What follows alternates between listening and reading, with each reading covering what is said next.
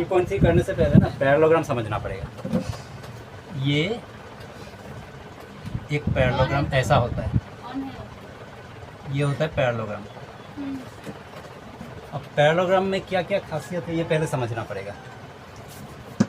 ये ABCD इसका नाम लिख देता है, ABCD पैरेललोग्राम। सर ये पैरेललोग्राम ही बना लिया। हाँ, ये पैरेललोग्राम ही है, पर पैरेललोग्राम में क्या क्या बात होता है अंदर में, ये सारा बात पहले सीखना पड़ेगा।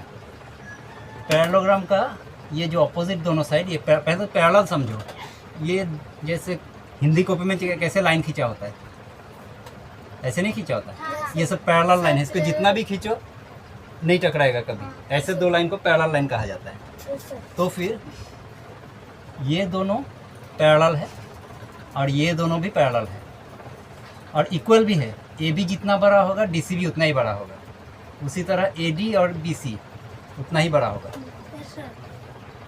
तो पैरेललोग्राम का पहला बात ये है कि उसका ऑपोजिट साइड दोनों इक्वल एंड पैरेलल होता है। ठीक है, ये बात हो गया पहली बात पैरेललोग्राम का। उसके बाद इसका जो एंगल है, ये वाला एंगल और ये वाला एंगल, ये दोनों ऑपोजिट एंगल। ऑपोजिट एंगल दोनों हमेशा इक्वल होगा। Angle A equal angle C, A और C इक्वल, और ये opposite angle, angle B equal angle D। Opposite angle दोनों इक्वल होगा। ये ऑपोजिट है, तो फिर इन दोनों को क्या कहा जाता है? जैसे A और D, एंगल A और एंगल D, ये जो आसपास वाला दोनों एंगल है, इन दोनों को कहा जाता है एडजेसेंट एंगल। ये दोनों हो गया एडजेसेंट एंगल। एडजेसेंट मतलब एक साथ जुड़ा हुआ, आसपास, एडजेसेंट एंगल। आसपास में होने वाला। हाँ, एडजेसेंट एंगल इन दोनों को कहा जाता है। तो एडजेसेंट एंगल का क्या सिस्टम है? जैसे ऑपोजिट एंगल तो इक्वल होता है, एडजेसेंट एंगल इक्वल नहीं होता है। एडजेसेंट एंगल दोनों को प्लस करने से 180 डिग्री आंसर है। कौन सा? ये जैसे ये दोनों आसपास का, उसी तरह ये दोनों भी आसपास का है। एंगल D और एंगल C कर लो, एंगल D और एंगल C कर लो, तब भी 180 डिग्री आएगा। ये दोनों भी आसपास है। एंगल C और एंगल B कर लो, ये भी 180 होगा। फिर ये दोनों भी आसपास है। एंगल A और एंगल B कर लो, तब भी 180 डिग्री आएगा। तो एडजेसेंट एंगल 180 डिग्री होता है, ऑपोजिट एंगल इक्वल होता है। सर ये वाला क्यों? ये वाला? हाँ, वो समझाऊंगा, पहले ये समझ लेने के बाद ही वो समझ में आएगा। Opposite side equal, opposite side equal, opposite angle equal, opposite angle equal, adjacent angle 180 degree, adjacent angle 180 degree. ये तो एंगल और साइड का हो गया। अब इसका आएगा डायगोनल। अब डायगोनल क्या होता है? डायगोनल होता है एक कॉर्नर से दूसरा कॉर्नर, मतलब जैसे ये D से लेकर B तक, ये एक डायगोनल हो गया, और A से लेकर C तक ये एक डायगोनल हो गया। अब डायगोनल दोनों का हिसाब किताब समझो। जैसे मान लो यहाँ पे O लिख दिया कि दोनों एक दूसरे को काटा O में, तो डायगोनल का बात ये होता है कि ये दोनों डायगोनल एक दूसरे को बाइसेक्ट करता है, कि डायगोनल्स बाइसेक्ट ईच अदर।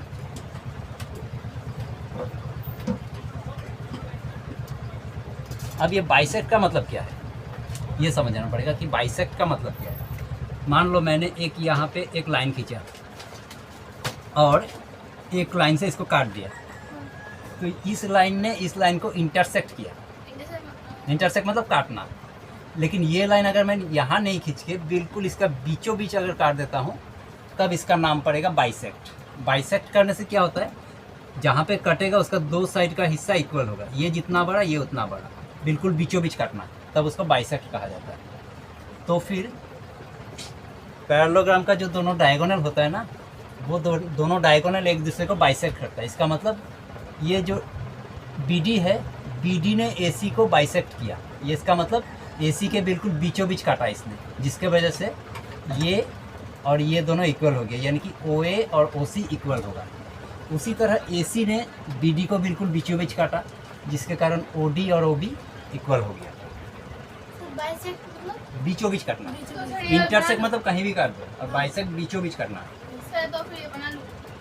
हाँ, अब ये डायग्राम बनाओ और फिर इसके बारे में अब इससे समझ में आएगा। जैसे ये दिया हुआ है ABCD, चलो इसी को लिख लेता हूँ। इसमें इस तरह से लिखा हुआ है, इसमें जैसे लिखा है वैसे लिख देता हूँ। इसमें लिखा हुआ है ऐसे ABCD लिखा हुआ है क्वेश्चन में, PAGN ABCD। कौन सा है ये? एक्सरसाइज 3.3 का है ना, और ये एक्सरसाइज पैराग्राम 3.3 ABCD का 1 नंबर क्वेश्चन में ऐसा डायग्राम बना हुआ है। ठीक है, अब इसमें पूछा है कि AD नंबर 1 में कि AD का इक्वल में क्या आएगा। AD किसके बराबर है? इसके बराबर होगा, ये AD है तो इसके बराबर BC हो जाएगा, अपोजिट साइड। A और फिर दूसरे नंबर में पूछा है एंगल DCB, रुकिए सर एंगल DCB। तो सर DAB हाँ, ये एंगल DCB का मतलब ऐसे यहाँ से यहाँ तक पहुँच के देखो, एंगल DCB मतलब ये वाला एंगल हो गया। तो इसका एंगल क्या होगा? ये होगा, तो DAB होगा इसका इक्वल में, क्यों? अपोजिट एंगल DAB हो जाएगा इसका। सर OC का होगा OA हाँ, फिर 3 नंबर में पूछा है कि OC के इक्वल में क्या आएगा, तो OC के इक्वल में OA आ जाएगा। OC के इक्वल में OA, DAB तो सर लास्ट में तो O होगा क्या? नहीं, देखो क्या बोला है, प्लस बोला है।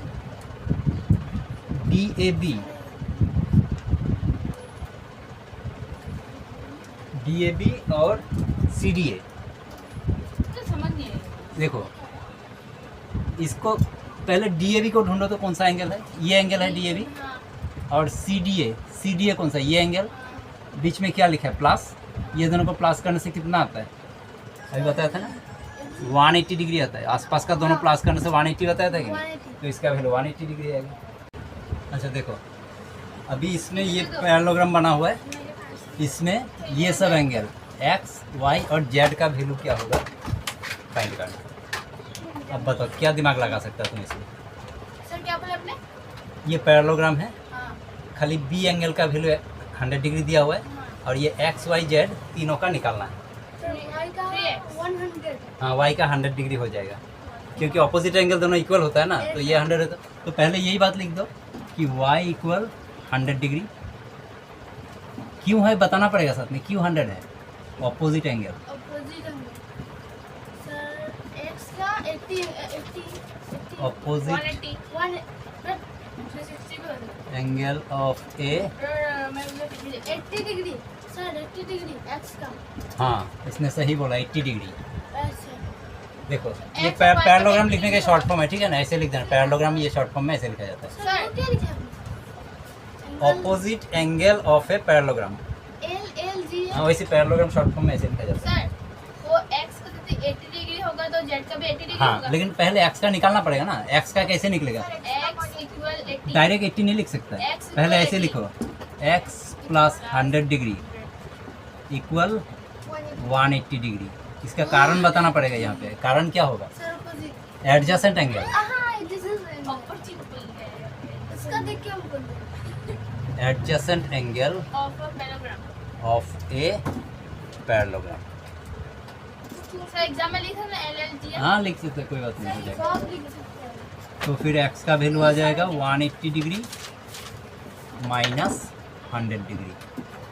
फिर x का वैल्यू आ गया 80 डिग्री। अब x का वैल्यू आ जाने के बाद अभी हम लोग बोल सकते हैं कि देयरफॉर z इक्वल भी 80 डिग्री। क्यों होगा? ये हो जाएगा ऑपोजिट एंगल,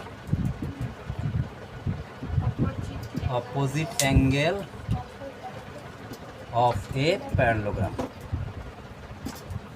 हो गया, तीनों का निकल गया।